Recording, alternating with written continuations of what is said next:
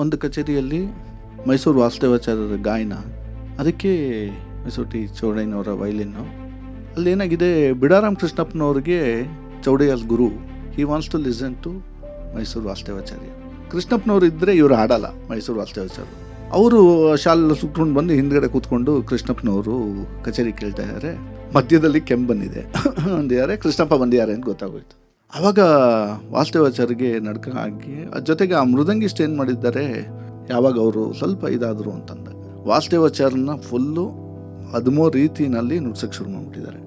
ಆದ ತಕ್ಷಣ ಗುರುಗಳೇ ನೀವು ಸ್ವಲ್ಪ ಇದು ಮಾಡ್ತಾಯಿರಿ, ನಾನು ಅಷ್ಟರಲ್ಲಿ ಒಂದೆರಡು ಕಾಂಪೋಸಿಷನ್ ನುಡಿಸ್ಬಿಡ್ತೀನಿ ಅಂತ ಮೈಸೂರು ಟಿ ಚೌಡಯ್ಯನವರ ವೈಲಿನ್ನು ವಾತಾಪಿ ನುಡ್ಸಿದ್ರಂತೆ. ಅವರು ಅವತ್ತು ನುಡಿಸಿದ ಸ್ಪೀಡ್ಗೆ ಮೃದಂಗಿಷ್ಟ ಕೈಯೇ ಇಡೋಕ್ಕಾಗಿಲ್ವಂತ. ಇಡೀ ಆ ಮೃದಂಗದವರು ಬೆಳ್ತೋಗ್ಬಿಟ್ರು ಅನ್ನೋದು ಕೇಳ್ಪಟ್ಟಿದ್ದೀನಿ.